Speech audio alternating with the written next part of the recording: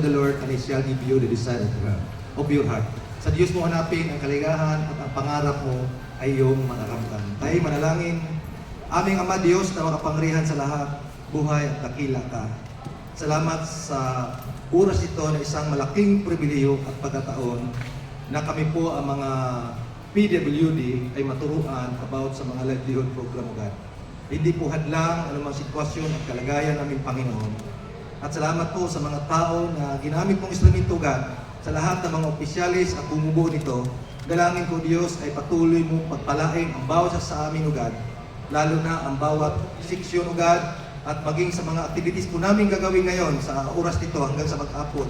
Ang lahat ng mga magtuturo at tatayo ito sa aming pagalitangan, Lord, samahan mo at gabayan.